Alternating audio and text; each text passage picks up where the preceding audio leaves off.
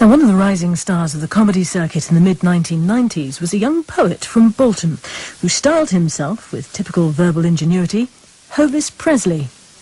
After rapidly gaining a reputation in performance and making several appearances on BBC Radio, Hovis dropped out of the public eye, not because the media lost interest in him, but because he lost interest in the media and in the whole ritual of celebrity. On BBC Radio 4 now, Mark Radcliffe pays tribute to a writer and performer whose untimely death in 2004 robbed the world of an original comic talent in Hovis Has Left the Building. This is about what might have been. It's called Manchester Olympics. Doves take flight, trumpets blast, Lisa Stansfield sings, and Bobby Charlton's haircut forms the 5 Olympic rings. He wasn't like anybody else that we were booking on the circuit. He was incredibly dry and laconic. This is called I'll Burn That Bridge When I Come to It. I was chattering merrily yet pertinently when suddenly, without repentance, she did what most jailbirds wish they could do and walked off in mid-sentence. It did create this atmosphere almost of reverence or respect. You know what I mean? And even if you didn't respect him, you'd look at him and go, he looks like he's been through the mill enough already. I don't want to add to his problems. This is called Take Away That Wood Stain and Don't Darken My Door Again. He had a great economy of language. He was able to make a joke very, very simply, just 1 or 2 lines. Evening, Jean. Evening, Fiona. Evening, Ina. Thank you, Pauline. Hi, Jean. Hi, Fi. Hi, Ina.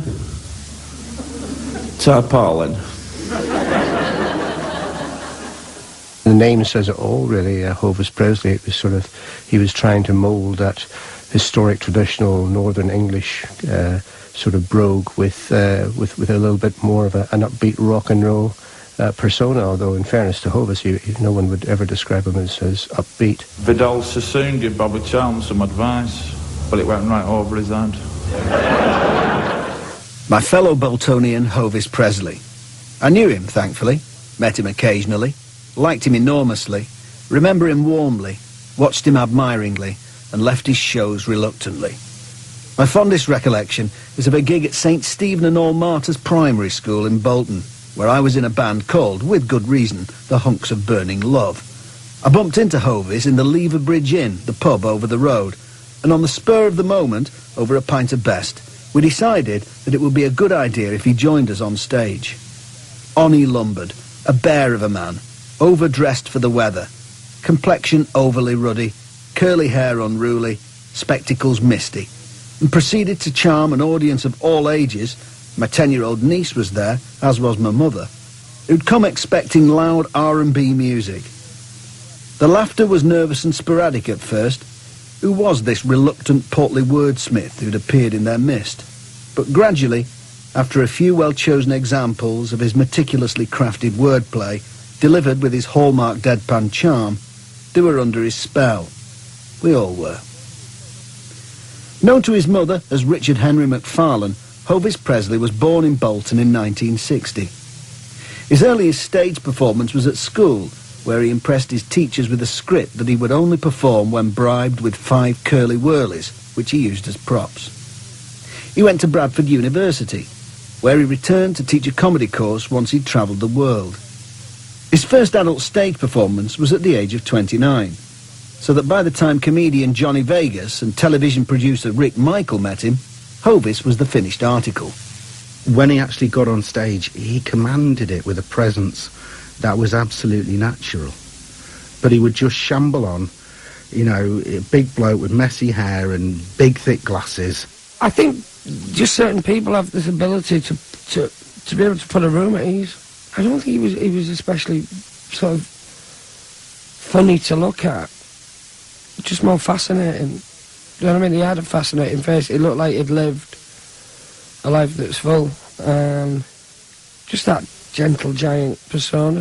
Well, not a persona, that makes it sound false. Just that what he was, this beautiful mind trapped in a lumberous body. Perfectly put, Johnny.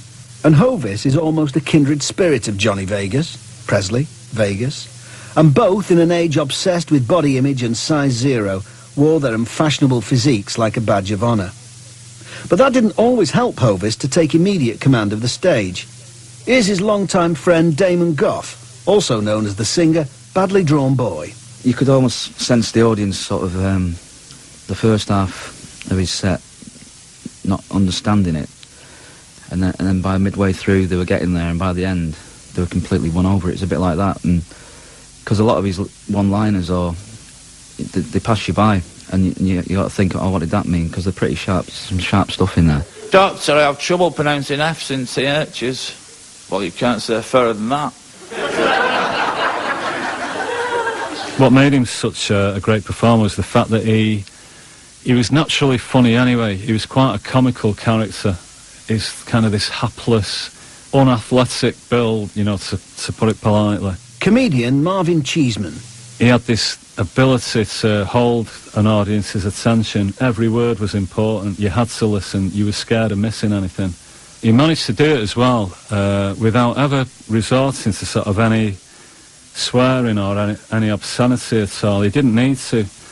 And I think in that respect it made him seem like quite old-fashioned in a way as well. But his act was, in terms of its cleanliness, pretty unique.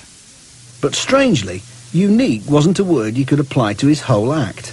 Tommy Shepherd, owner of the Stand Comedy Club in Edinburgh.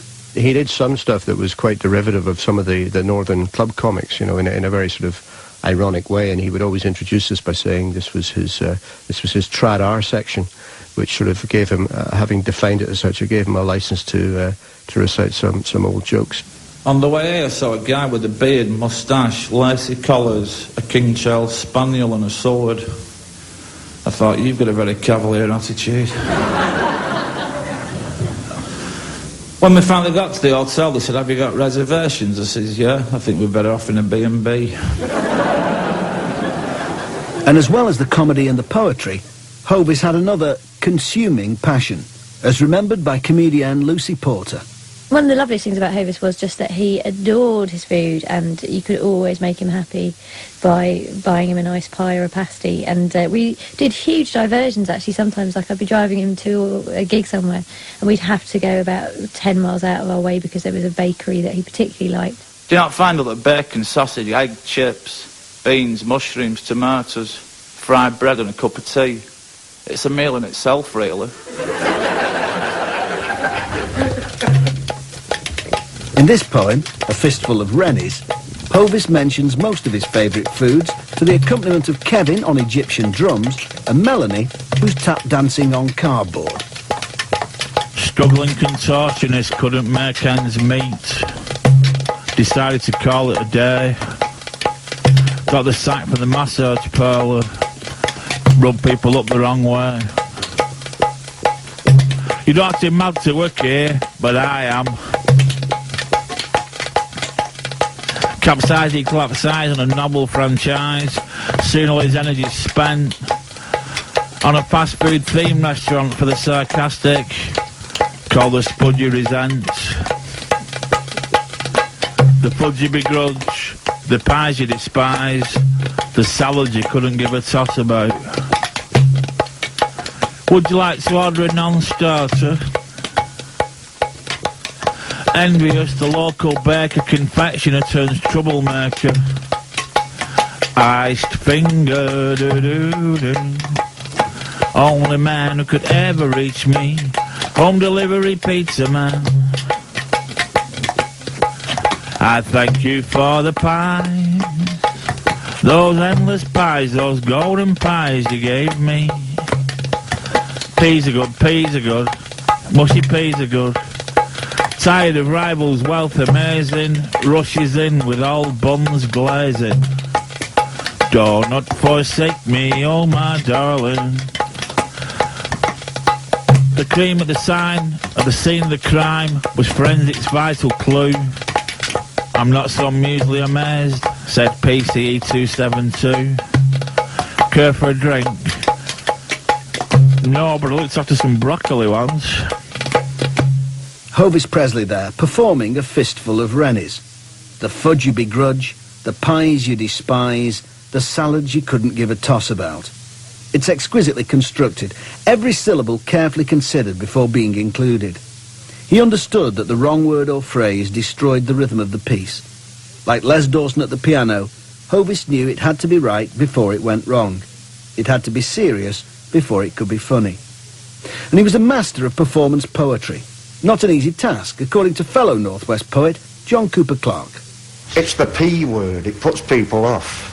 You know what I mean, that word poetry. It's a millstone round your neck, you know what I mean? It really doesn't say anything about the content of somebody's act, you know what I mean? Like, in the case of Hovis, I mean, the guy was hilarious. I think everybody that writes poetry and tries to make a living out of it, you know, does sort of suffer from this, I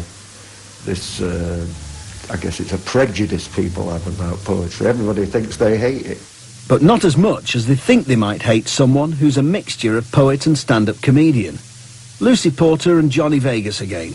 What people think is, well, if they're doing comedy poetry, they're not good enough to do straight stand-up, and they're not good enough to do poetry in a poetry club. So they've come here with this bastardised version of it, do you know what I mean? And it's just going to be cringeworthy. Whereas his poems, I say, were a celebration of life and people around him, you know what I mean? Finding that joy in it. The lovely thing was that he made people listen to poetry in comedy clubs and enjoy it. And, rather than the kind of preaching to the converted and going to do performance poetry nights, he conquered some very tough gigs. So what was the appeal of Hovis's poetry? Fellow poet John Hegley. I feel that he could disarm those who would say all poems should be killed at birth, especially with this thought for Christmas, wait ages for a wise man, then three come at once. You know, people will be thinking, what?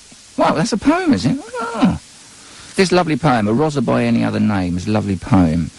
It's sort of something that would appeal to anybody, to sort of the sort of person who is absolutely anti-poetry. This is about the thorny topic of naming your children. It's called A Rosa by Any Other Name. To select a name for your child, at the first neap tide after St. Lammas, dance naked round a white willow tree, bearing a tincture of mistletoe and ambergris, name the child after the officer who arrests you.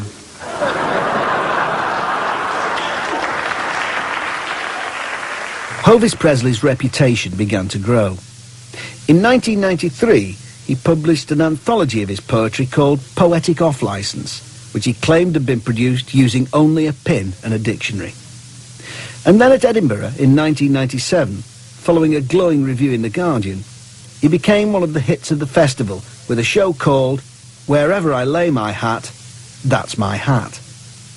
Success horrified Hovis, but was initially pleasing to Tommy Shepherd, the owner of the Stand Comedy Club, where Hovis was performing. From expecting 100 people to come in, there were literally hundreds of people queued round the block, and we crammed in as many people as we could. That was good, that show, but I think he was a little daunted, and it began to get to him the fact that he was getting so much attention and that so many people now had expectations of what he was doing.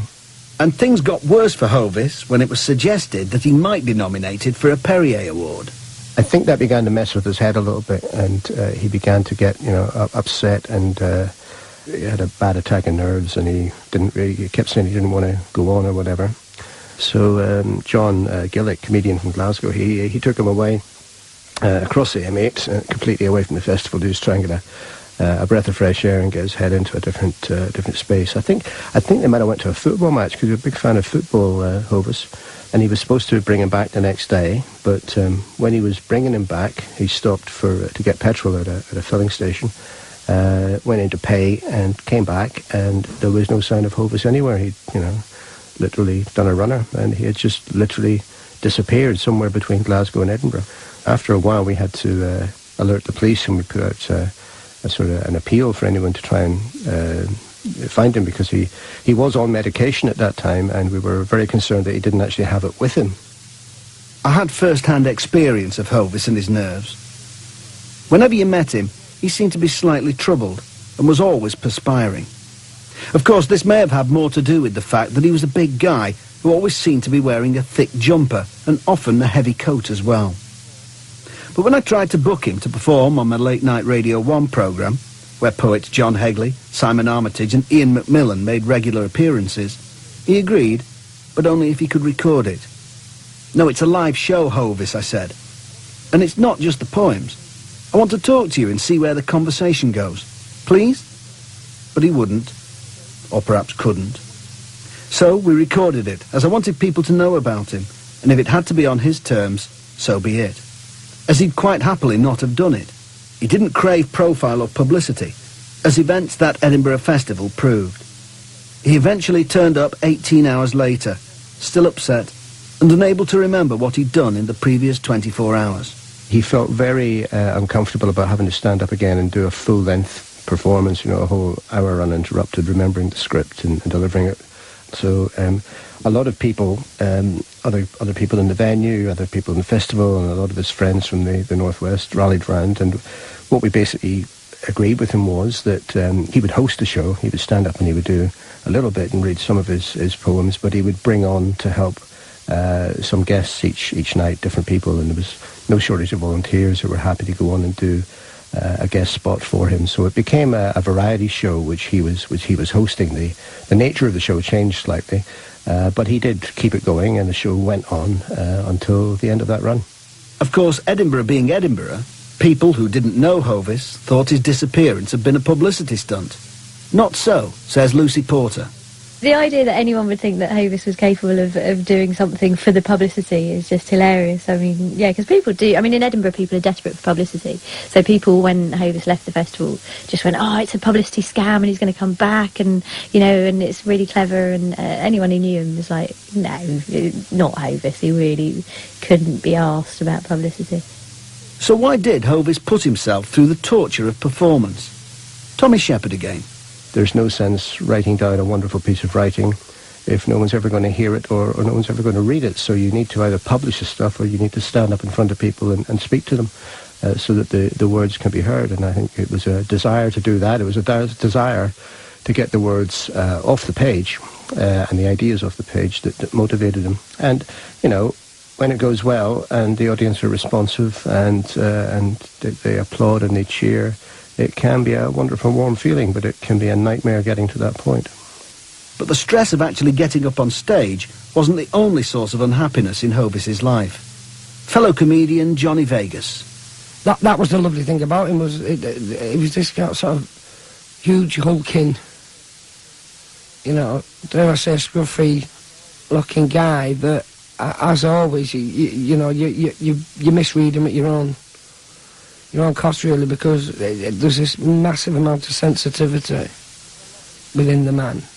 There's a lot in his work that I recognised for myself, and I think, especially when I started doing stand-up, you see, I went down the opposite route of shouting at women because I was very angry that I'd been single for a long time. It's right what they say about women, though. It's an irregular plural.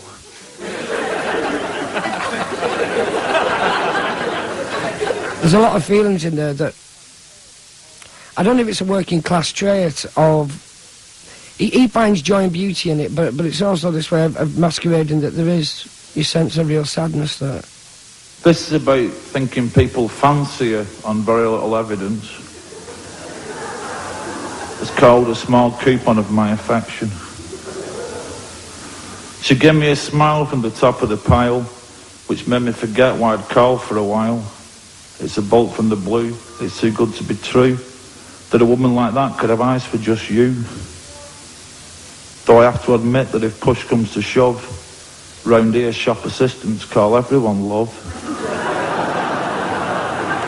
And I certainly know that feeling where they're going, you're sort of every woman's friend, but nobody wants you as anything else beyond that. And you can see that throughout a lot of his poems, that I think if you've got humour, people take it for granted that your life's complete, and it's anything but complete.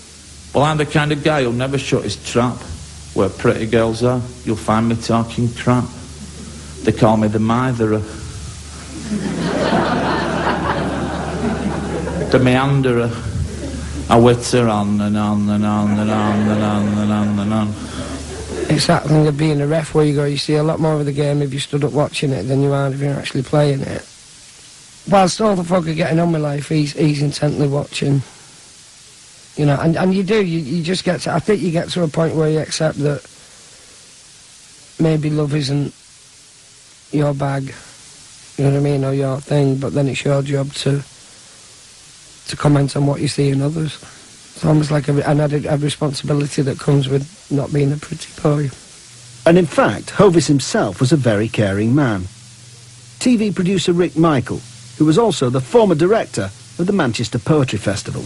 I always used to have to think up ways to persuade him to do gigs, you know, and money didn't always work, unlike most artists. Every gig we did, it was always thinking up a way to persuade him to do it, and it was usually by doing a favour for one of his friends.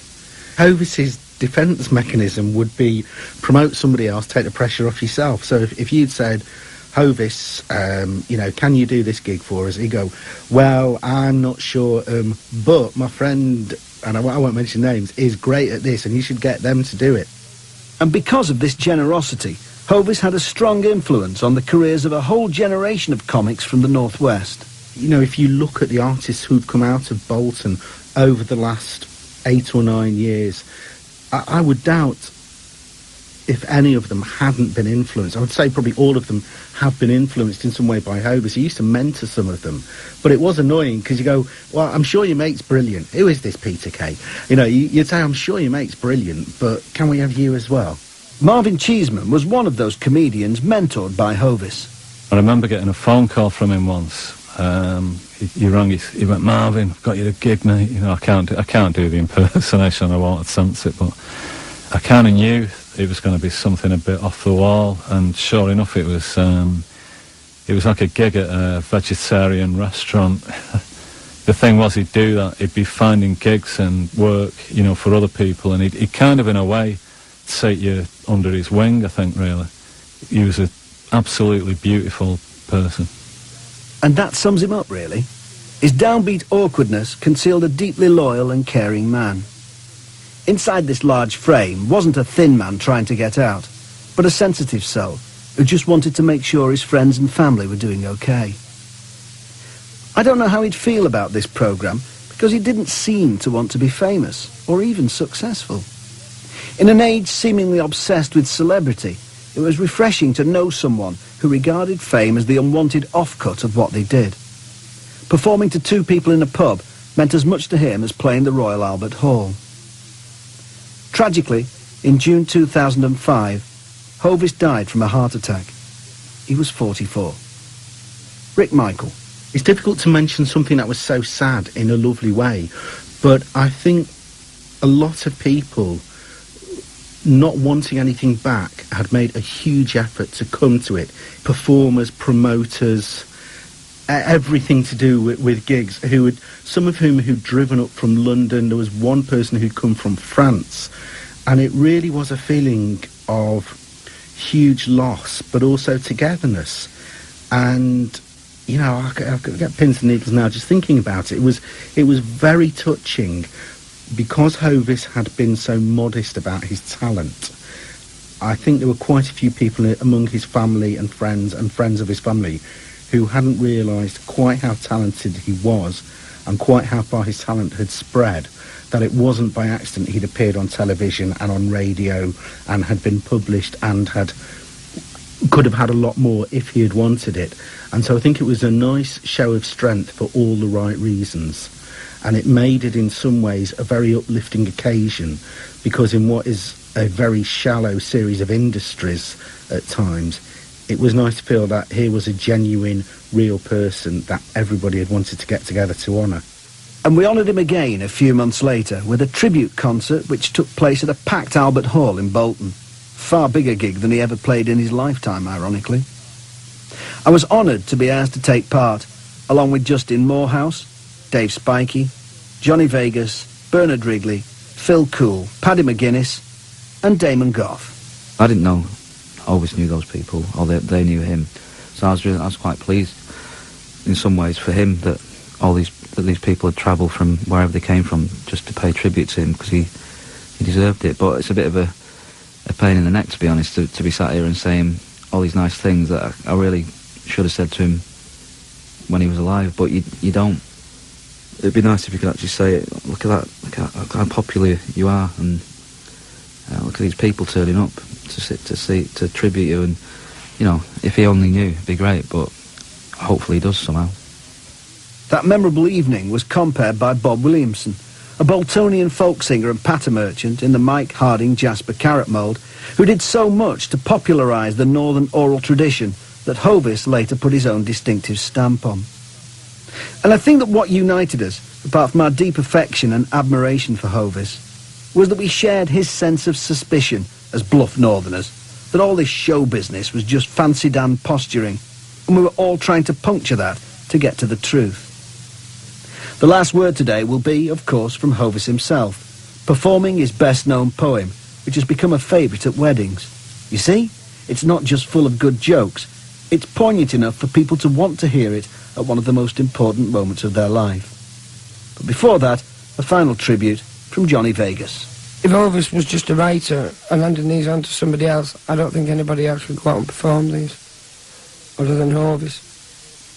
Do you know what I mean? He was his work and his work was him, and it was so kind of well put together that I don't think one would work without the other. This is called I Rely on You.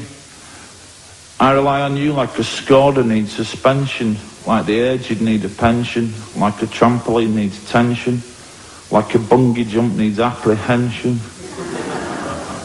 I rely on you like a camera needs a shutter, like a golfer needs a putter, like a gambler needs a flutter, like a buttered scone involves some butter.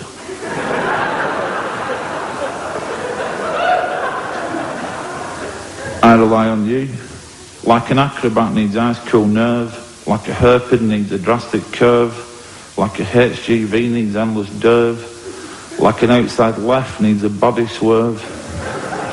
I rely on you like a handyman needs pliers, like an auctioneer needs buyers, like a laundromat needs dryers, like the good life needed Richard Bryars.